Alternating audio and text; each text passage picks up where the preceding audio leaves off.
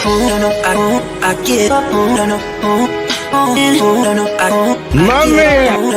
Welcome to the show. How are you? Really excited as a parent and as a person of color to have our guest today. Hey, what's up, everybody? Hey guys, what's up? Today we've got Desare Flournoy on the podcast. Desare, welcome to the show. How are you? I'm pretty good. Thanks for having me. My pleasure. Now, you've got a very unique background that we're going to get into, but tell me about Twisted Fork, what it does, why you started it, and let's start there because there's a lot to unpack here. Okay, well, Twisted Fork happened about 7 years ago when I had a few clients that were caterers, they were vegan caterers, and I worked at an event hall. And so I was thinking something I could put together that would kind of showcase them, showcase the event hall. And I had this name Twisted Fork for a while that I wanted to save. And I decided I'll do it. I'll go ahead and just showcase these two caterers, let the world know, come in and free, taste their food. And other people started asking, could they be a part? And I was like, sure. So long story short, we ended up with 30 vendors. I got fired from the event hall 7 days before my event, changed venues. And that first year we had over about 300 people. And our last event ended in Birmingham with a little over 3,000. So it was insane. And it just kind of, the whole premise is to showcase entrepreneurs that are vegan, that are starting their company, that are just love health, because I'm not a small girl. And some people want to be healthy and don't know where to start. So Twisted Fork, you can come. We have lectures, we have vendors, we have caterers, just kind of be able to say, I want to do it, but I have no idea what to do. So that's the whole premise of Twisted Fork.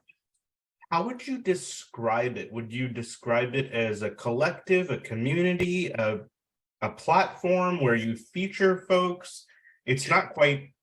It began as a platform where I was just going to feature entrepreneurs, and it kind of dove into a community. So it's more or less, it's a collective, like if it's a festival, but it's definitely education based. I want people to just, I guess, get a softer feel, because no offense, vegans are usually kind of mean as a standard, and they're not as approachable as a standard. So we kind of want to we can have the conversation. I want you to ask questions. I had a guy come to my festival in Huntsville, and he was in full leather, biker, just, I guess, wanted to be abrasive. And I was like, honey, it's fine. I even gave him a ticket. I said, go taste some food and come back and talk to me. Of course, his mind was changed, because not all vegan food tastes like grass. We have education. Some people have never seen the free videos. We have lectures on fibromyalgia, diabetes, everything. My thing is just to get a little education, something, do something different. You don't have to be a full-fledged strict diet, but you need to have a conscious effort that what you put in your mouth has to do with how you feel and how you move and how you think. And people don't know that. And it's surprising, because I grew up with a nutritionist, but they have no idea that that matters in your daily life. And so that's why I've continued Twisted Fork after the first year. The first year it was just supposed to be a one-time event. And I got asked to do it again that same year. So we did it again, and it works. Okay, let's back up, because this is very, there's a lot to unpack. Let's go back to, you grew up around a nutritionist. Is that something? Yeah, my mother became vegan when I was 5. Oh, wow. Yeah, she became vegan. Cool. Huh? That was before it was cool. Yes, literally. Yes. We were one of the first people going to Burger King asking for a big Burger King Whopper with no meat. And of course, they looked at us weird in Wisconsin, of all places. And so it was a little odd. And my mother wasn't sure how to become a vegetarian or a vegan. And it's so weird. The 2 weeks before she decided, our refrigerator broke, so we had no meat. So we literally ate sides for 2 weeks, and we fussed. And she was like, "You've been a vegetarian for 2 weeks and didn't know." So the introduction to it wasn't as bad as I thought. And I think that people just have to get over the concept, that it's oxygen, I can't live without it kind of thing. So she's a nutritionist, and she's been a colon hydrotherapist. She does helping people reset their gut. She's been doing that for years. Okay. And this was in Wisconsin, where you'd In primarily. Wisconsin. Mm-hmm. You went to college where? McKenzie, Tennessee. Okay. Tennessee. Now you go there. Was your focus nutrition there, or what? No, once when I became 12, my mother said, hey, you can decide whether you want to eat meat or not. I'll let you have that decision. Of course, in the house, I'm like, I want to stay vegetarian. Once I hit college, yeah, things changed. I ate everything from, I think, raccoon to shark to, I tried pretty much everything. And yeah, so that was out the window. I didn't go back into health until, honestly, 2 years into the festival, because I was still eating meat when I started the first one. Okay, so when you graduated, were you focused on what area did you work in? Oh, I was PreLaw. Okay. Yeah, I was PreLaw when I went to college. I did that and ended up leaving early for reasons, and went straight into surgery. So I worked in a hospital, and I worked in surgery for about 6 years. I fully did that, stayed in the medical field for most of my adult life. I've been in the medical field, not really health, but just hospitals, labor and delivery kind of thing. Okay, got it. And so at what point were you bitten by the bug and said, hey, you know what, I got to start this thing, or this is what I'm truly passionate about? What was going on? Because in the medical field, it can be demanding, emotionally taxing. You're working a lot of hours. Was it some sort of dissatisfaction that was the catalyst to? Honestly, no. The catalyst were the people, because I started the festival to help this person with these two chefs. And so, like I said, I was doing it. I hadn't seen What the Health, Cowspiracy, any of that, even though I was raised in that platform. Yeah, sure. I never saw those. And so after doing it, and then I felt kind of odd doing the festival and not having more education, because that's at least a 15-year gap. Right. So I started doing more education on healthy eating, and talking to my mother. And then halfway in, I decided to transition and say, this is something that the people need. Like, they're asking me questions. Can we have workshops on this? Can we have workshops on that? And that's when it changed, because it wasn't supposed to be a movement. It wasn't supposed to be a community. It was just to showcase some people that I knew. Okay, I want to drive down to the exact moment that those thoughts entered your brain. So you knew vegans. Mm-hmm. Okay. I was raised around them. I know them. I lived in the community, but I ate meat. Okay. And then the idea of a festival itself, how did that come about? They you mentioned they needed help, and they did. And there are so I'm familiar with Vegfest. I'm familiar with those. We've done them. We've not done them, but I've been to them. And that's not true. I didn't think about that. I used to work festivals when I was 8 years old in Wisconsin. So I used to work state fair. Got it. I forgot about that. I used to work state fair as a kid, and we had a lemonade and put a French fry stand, and I loved it. I loved the fair so much. I mean, the food and the people. And the one thing that always stuck with me, at the end of the fair, there were these homeless, and they would come around, and one of the people that were there, they said, okay, this is what happens at the end of the fair. Whatever you have left, we just feed everybody. And that just hit me. Like, just the thought that this is a thing and this is what we do. And not only did I have an amazing time, I had great food, and then they actually do stuff for other people. And it wasn't like, don't be around here, yada, yada. Like, this is what we do. And the fairs, being in Wisconsin State Fair has always been part of my heart. I love Wisconsin and everything about they're a fair town. And I think that probably in the back of my mind was there when Twisted Fork happened, because it just naturally dove into a fair. It dove into a festival. And this year being at the fairgrounds is like the cherry on top for me, because it's like our 7th year and we're actually at the fairgrounds. I just think that's awesome. But I think that's why it turned more festival, was because of that.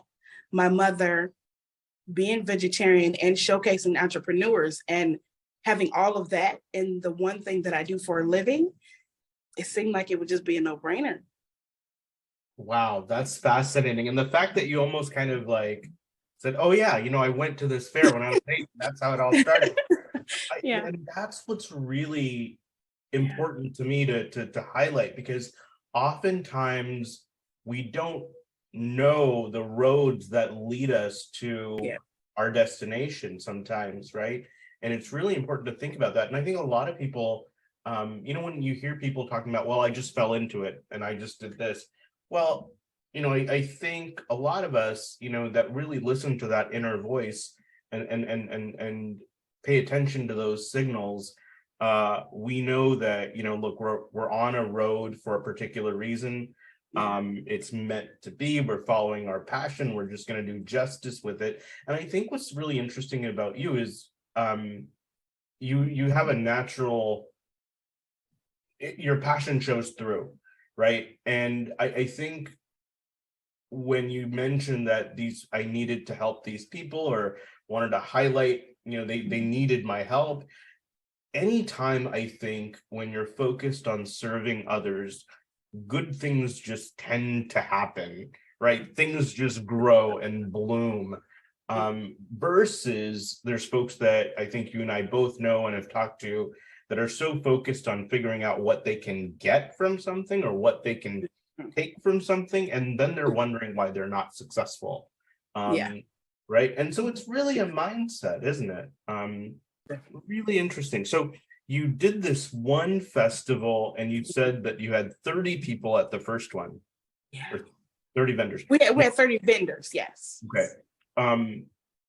Did you know how to do a festival? Like how No. to No, not at all. Not at all. They wanted to come, I let them come. They set up where they wanted to. And the crazy thing is, 7 days before, when I got fired, we were driving and my son wanted to go to GameStop. And I was like, I have stuff to do. I said, okay, I'm going to take him to GameStop because he's been coding since he's like 11. So I was like, I'll take you, fine. Yeah. On the way, it was an empty building, a fabric store. And he said, why don't you ask them? I said, ask them what? He said, see if you could do the festival. I said, you can't just do that. And he said, why? I was like, I don't know why. So I called and they said, sure, you have to rent it for 2 weeks, but you can have the building. It's 15,000 square feet. And I rented it. And people came, and we had people that day asking, can I set up? I was like, sure. And it just happened. And it was so great. And it was definitely not organized. It was not polished. I worked my family to death and I love them for it. They worked our VIP section. They volunteered, they cleaned up. I had a friend of mine who was a photographer. She did pictures for me. It meshed. And so I think that's another thing that you don't know, because 7 days out, a normal human would say no, and I'm gonna cancel the festival. Yeah. But no, I didn't. Yep. So that being said, the first one, looking at the first one till now, it's just, oh my goodness. But just moving forward in the uncertainty, so much uncertainty. I think that's definitely a definition of entrepreneurship, because you have to, if you want it. If you want it, you just have to. I read somewhere that one of the characteristics of a good entrepreneur is someone who is comfortable with ambiguity, not knowing what's going to happen next, and just being able to take those things on as they come and sort of being a natural problem solver, which it looks like you are clearly. So how you did that one festival, it was clearly it was executed moderately well. I'm sure you probably, hindsight, probably saw a million things that you would Oh my change. God. Yeah. Now, have you done, what's the frequency of the festival? Is it every year? It was supposed to be yearly. After the first one, they were like, I need you to do it. It was in November. They were like, do it again in April. I was like, why not? The vendor said they'll come back. I even had I had two vendors that didn't make anything and they said they'd come back. I was like, what? Because I used to be a vendor. So that hurts my heart when they don't make money. I'm like, I don't like that. Yeah. But they were like, yeah. So we did November, and then we did it every year, twice a year for the first couple of years. And then someone asked us to do it in Wisconsin. We did it there. Someone asked us to do it in Texas, which we did it in Texas by God's grace. But yeah, Texas was not our best. Okay. And then we did after Texas, we had someone approach us to do a vegan fest because our festival is vegan vegetarian. Okay. So then someone said, can you do a vegan fest? And because state of Alabama hasn't had one. And I didn't find that out till the third year I did the third event. I was like, they don't have a veg fest? And to me, veg fest is like the iconic thing, like it's veg fest. And I was like, we don't have one in this state. So I toyed with it, but I was like, I'm not big enough to do that. I can't do that. And so then when they approached me, I was like, yeah, we can do that. We can do that. Sure. So Birmingham, we did indoor, outdoor. We had, it was like 2,900. I say 3,000. It was like 2,900 people. But go back to answer your question. It was supposed to be yearly, but we ended up doing twice a year sometimes. But mostly just a yearly festival because it's a lot to do twice in a year. Right. And your most recent festival was where? And I think you mentioned there was 3,000 attendees. It was Birmingham. Yeah, that was Birmingham. And so I'm excited for this year. This is our first year since COVID. Okay. Yeah. So it's funny because after COVID, during COVID, I created Vegfest TV. And that was our platform for 2020. Okay. And then I decided that we're going to relaunch that again this year with our new festival because I think them together, it's going to be amazing. But yeah, this is our first one, and that's why I wanted the fairgrounds. It's our 7th year. It's our 7th festival. It needs to be there. So do you feel like the fact that you're now at the fairground, it's a stamp of validation that you've reached a certain milestone? It's funny because I didn't until I was talking to you. I didn't because I never put the two together. Like even when I did the book, The Food Fight, I mentioned it in there, but I never really thought about that being a full circle thing. I think so. I mean, because 7's a good number, and to be at a festival at a fairgrounds, I think that's kind of cool. I think that's kind of cool. I think it is too. And I think you're so focused on doing the work that you sometimes don't take a step back and look at how far you've come. Like you just talked about your book. Let's talk about that. Because most people who've got a book, I've interviewed a couple folks who've got a book and they don't stop talking about their book. And you just kind of dropped it nonchalantly. So I have to ask. I like the background. I'm new to this front thing. So honestly, the book happened because I said it before, but I'm not a small girl. And I don't know why food has been a constant thing. And it was just one day where I was trying to not even diet, but just eat better and not get up in the middle of the night and cook a full course meal at like 11 o'clock with homemade bread. And, I don't want to do that. So I just kind of got frustrated with myself and turned on the recorder and I am tired of fighting with food. And An hour and a half later, I edited it down to 90 minutes, and that's what it was. And it just became this audiobook of my life from being a vegan, starting at 5 years old, being vegan, up until the festival. And it's just literally that whole progression. And surprisingly, people liked it. I had it for months before I even shared it with people. I didn't. So that's very interesting. You're such a humble person. It's really refreshing to speak with somebody like you. Now, I've got a little bit of a sensitive question. I don't know if it's sensitive or not. Let me ask you and we'll find out. When I think person of color, when I think a woman who's a person of color, who is in the South, I'm thinking I'm going to eat some really good food that might not necessarily be vegetarian. Vegetarian isn't. It's not your first thought. Yeah, it's not your first thought. I'm thinking something that's just where I'm going to eat it. I'm going to knock out for a couple hours because it's green. It's got some buttery goodness. It's got some meat, potatoes, and bread. And you're talking about quinoa and stuff. So, like, can you break that down for me? Like Alabama for a festival. And that's the funny part, because I do get that. There are a couple of people like Heaven's Healthy Kitchen and Touch of Life. They do vegan differently. What I think people forget to understand, when you cook, if you have a balance of fat and acid, you can make a dish amazing. And I don't eat quinoa, by the way, because it looks like swollen grits. I'm not eating that. I'm sorry. I don't eat that. But I do love, I love tofu. I do love tabbouleh. I do love a lot of vegan dishes. But some of them I don't. But hearty food is important. Like I said, my mother's vegan now. She couldn't cook in the beginning, God bless her soul, but she can now. Biscuits, she makes homemade biscuits from scratch, completely vegan. She makes potato biscuits. She makes cheesecake vegan. She makes bread. She makes salami sausage vegan.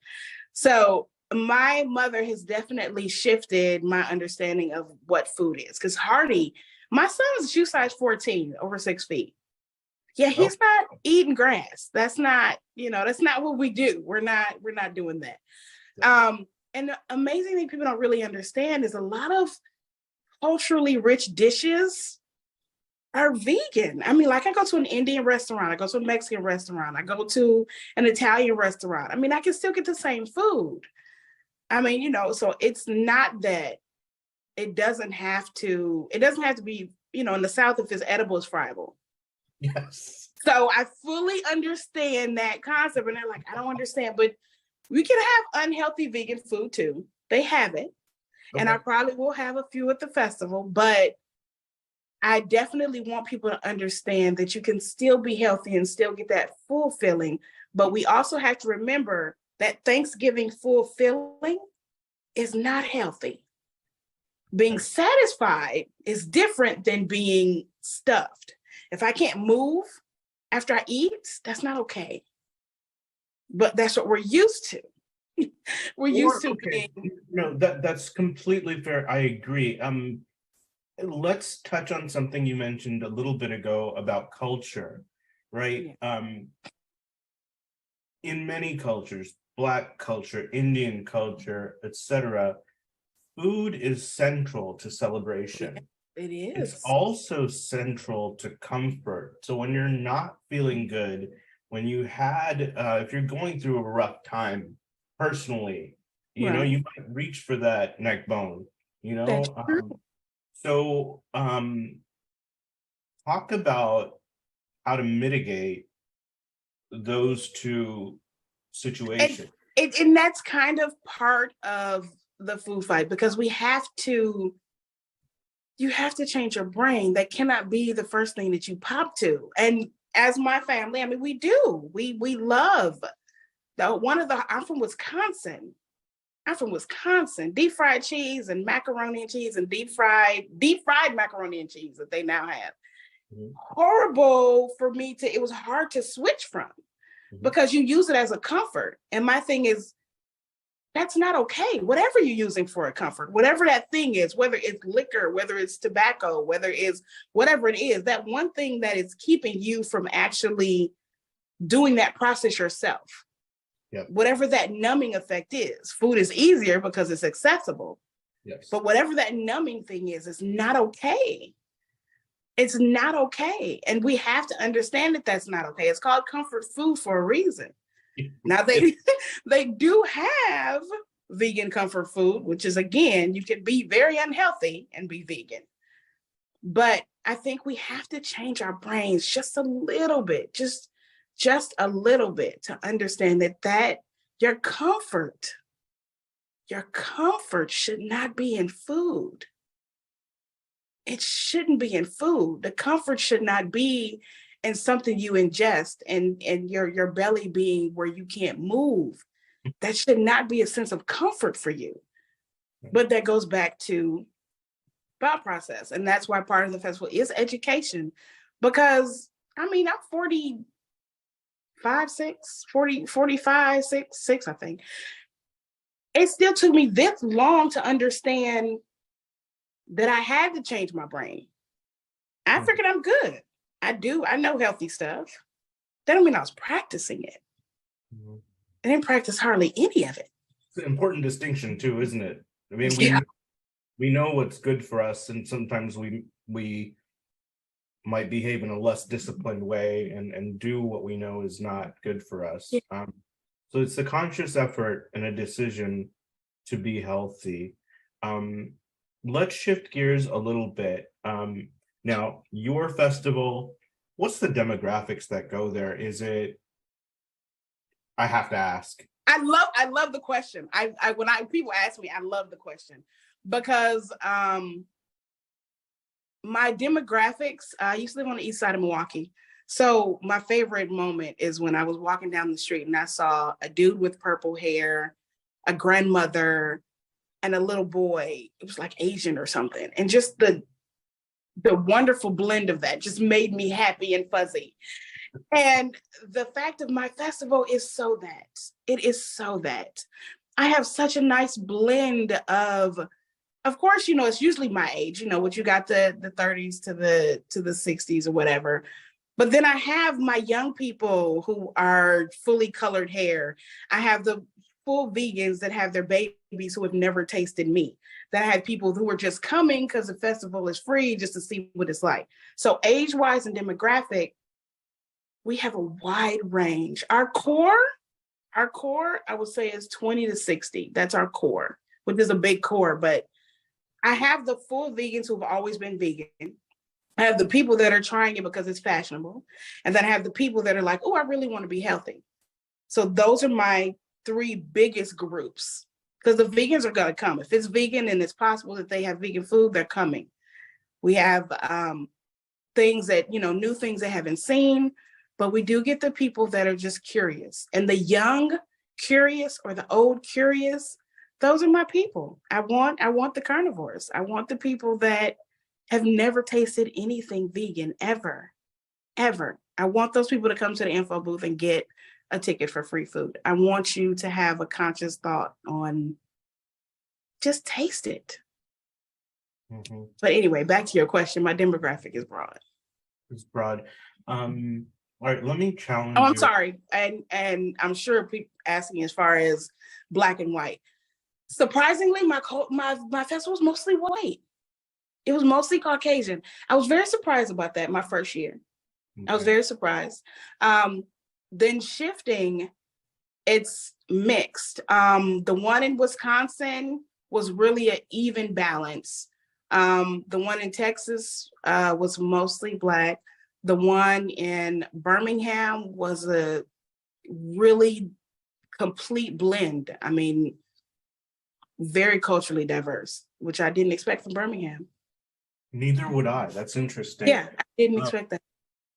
So a little bit of a challenge question here. Knowing that African Americans are sometimes predisposed to certain health risks, diabetes, and other things. Mhm. Do you feel any type of obligation to people of color to showcase, hey, this is what we're doing specifically to that crowd? Or do you think that people of our culture, people of color, are just not ready for that yet? Or maybe that's not the right way to put it. Maybe that's not the No, I understand what you're saying. Yeah, no, I understand what you're saying, because at first it wasn't a thought process. It wasn't even a thing until I saw a video about comfort food killing us. And then there was another one talking about slow death. And I was like, what? So then going back and paying attention to that, I do, but it's more the American diet. Understood.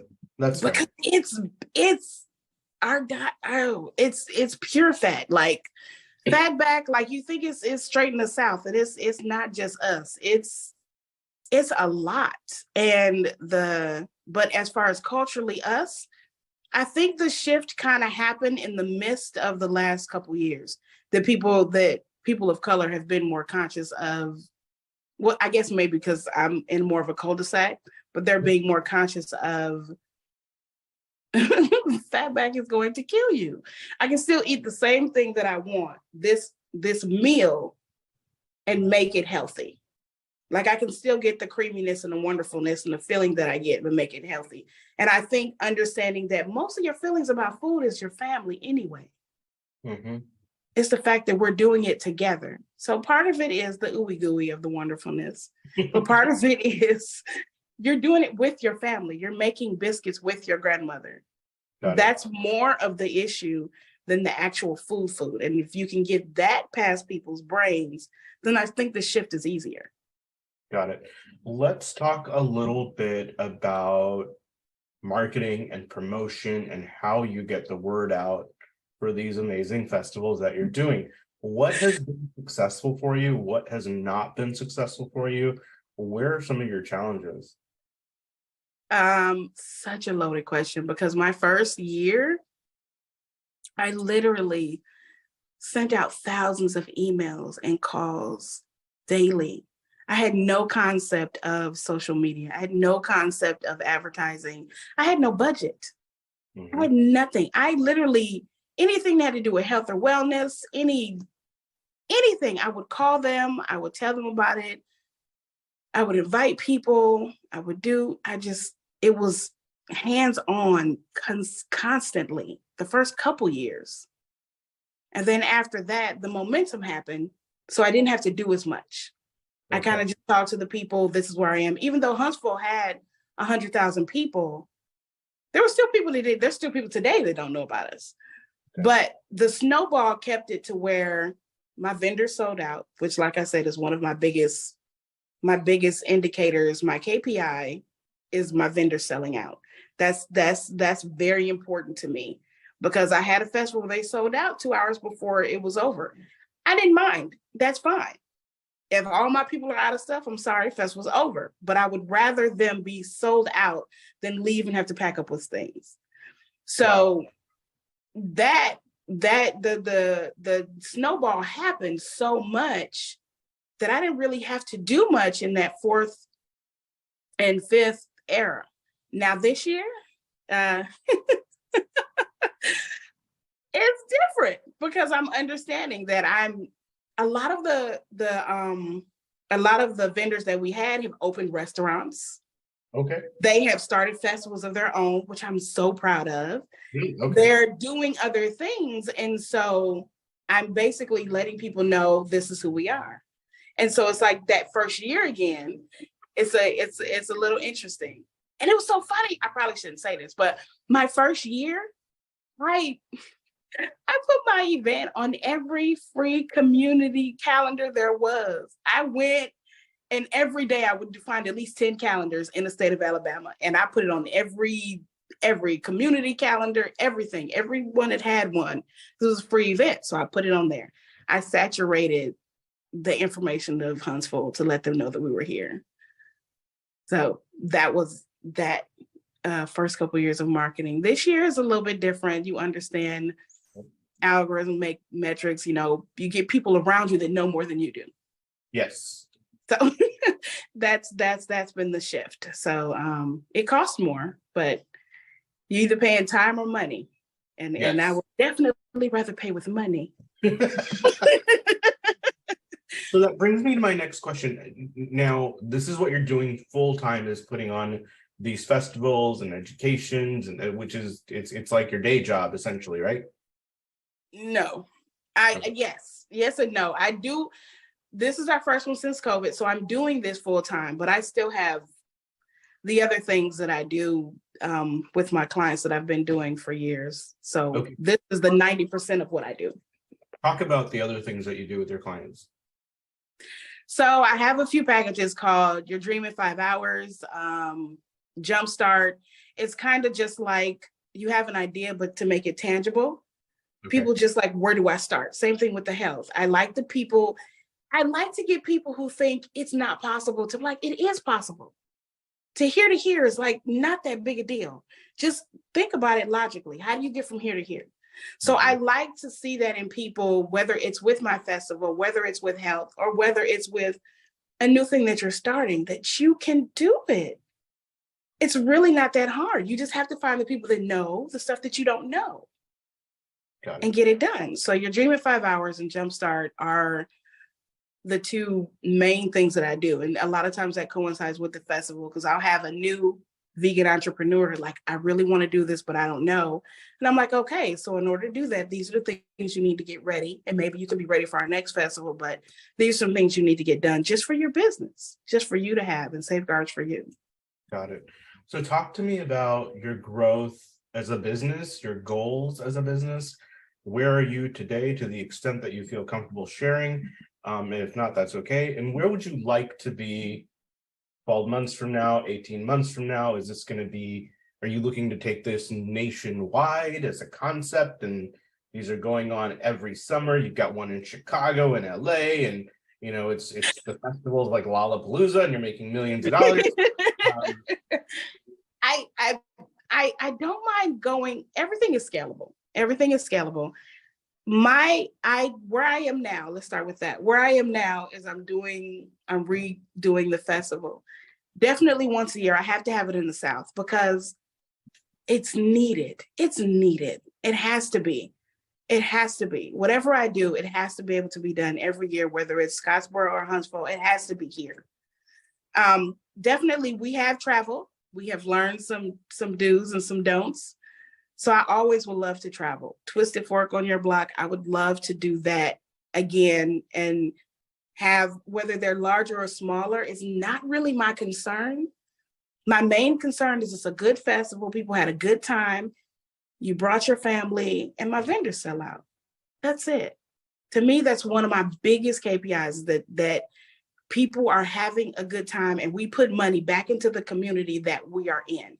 If we go to BF Egypt, I don't care, as long as we put money back into that community. If we leave and they actually sold stuff, the hotels made money, the small businesses in that area made money, then it was a good festival. As far as what I would love to happen, I would like Vegfest TV to be working at a regular pace. And I would say 2 festivals a year. I did several one year. I did maybe 5. And that's insane. And I don't think anyone should ever do that, ever. I would say 2 festivals, one in Huntsville, one in another state per year. That would be wonderful for me. And to be able to have that. Vegfest TV is where I connect regular people to entrepreneurs, and then the entrepreneurs to the wholesalers that sell them their products that they need. So I want to be that whole chain link, and to be able to connect people is just, I love it. I love it. I want that to be in every fabric of what I do. You So you don't seem money driven. You seem more community driven. Is that a oh, correct? it has to be. Right. I mean, I can always make money. You can always make money. But I have to do, I don't know, to see that look on that. When the girl did my festival, the first one, she did the festival and she had never done a festival before. She had never, like it was her first time. She had only had the business less than a year. And just the look on her face when she finished, and oh, that does something for me. That does something for me. And I have to have that. That connection is important, and people growing is important. You can always make money. And my I probably shouldn't say this, but my mother was low on money. I think I was a single digit, so I had to be maybe 7 or 8. She went and bought some flour and stuff. She spent about $100. Why I remember the amount she spent, I don't know. We set up, she baked all day, set up, and made $500. As long as you have a skill, you can make money. That's not a concern. You can always have money. It's not going anywhere. It didn't disappear. It's not going to the moon. You can make money. But the other stuff that's the good stuff. What a brilliant way you've got such a philosophy of abundance, right? It's out there. Yeah, it's there. It's not going nowhere. Yep, beautifully said. I think a lot of times people have an outlook of scarcity or a mindset that's scarcity, like, oh, okay, if they don't get this, somebody else will. Yeah. And I think you make a really good point. What recommendations would you have for somebody who's looking to start either a festival type of endeavor, or maybe just start a new business, who is kind of unsure of themselves? Be okay with being unsure. Be okay. I've been doing this 7 years and I'm still like, I don't know. I don't know. And I think that's okay. I think that's okay. My thing is, before it was a coined phrase, your why. Why are you doing it? Mm-hmm. Because it matters. I mean, it matters, because if you don't know why, you're going to be grasping at straws, and you're going to do, which one of my festivals didn't do as well, because I listened to someone else and they were saying, you need to be doing this. You're here. You should be doing this with your festival. That's not why I started it.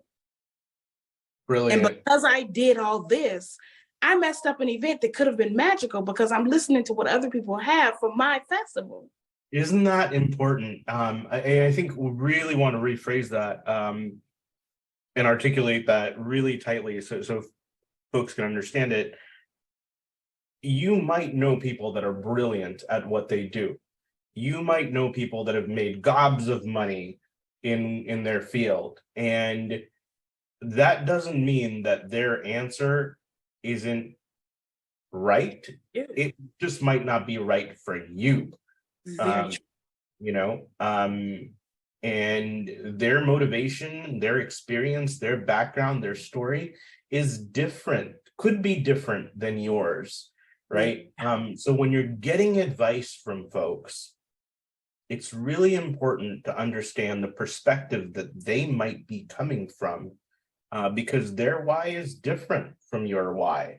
They might be trying to make it easy for you, but what they share with you and you try to go execute it, that might set you back 10 steps, right? And it's not something that you can blame anybody else for. No.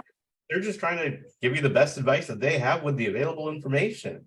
But that is so insightful. Okay, last question. Can you share a book that you've read recently, or a podcast that you have heard that you think is amazing, that you would recommend to others, and why? This is my favorite question, because I think everybody should start with this book. Andy Andrews. Of course, there's all the regular ones, but Andy Andrews is absolutely amazing on perspective. Okay. It's just. There's a book called The Noticer. Not The Noticer 2, the first one. And if you don't want to read it, there's an audiobook. But it's just It's just amazing because you just have to shift your brain. You have to shift your brain. And that book is about the shift. And it's just you taking 4 seconds, and there were 2 guys and they were homeless, and he was saying, "What are you eating?" And then the older gentleman was saying, "What are you eating?" And the young guy was like, "You know what I'm eating?" Anyway, he said, "I'm eating Vienna sausages and tuna." And he said, "Where are you eating it?" He said, "I'm eating it on this part on the bench." He said, "No." He said, "The difference between you and me is perspective. You're eating tuna and Vienna sausage on this bench. I am having surf and turf on the ocean view."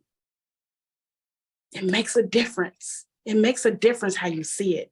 It makes a difference because how your vision is, and what is it? There was a YouTube video. He talks about your lens and your language. Your lens and your language will change the trajectory of your day. Just a day. It will change the trajectory of your day, your lens and your language. And I think your language will change once your perspective does. So Andy Andrews, The Noticer, is a book I think everybody should have. Check it out. Well, listen, this is way more than I bargained for in this conversation. Such a delight. Your energy, your backstory, super helpful. I know that you mentioned you don't like being out front, but I think you need to get out front. We're going to change that, hopefully. No, I get it though. I'm similar. I really enjoy opportunities to observe and interact with others, but myself, it takes a lot of work for me to feel comfortable being out, because I think we're both at some level maybe introverts or close to that. All right, cool. Yeah. Well, listen, I just wanted to thank you guys. There are a lot of links that we're going to share to the book, to this other book, to the festival, et cetera, et cetera. But again, thank you so much. This is very helpful, and I feel guilty. And as a result, hopefully I'll start making some change.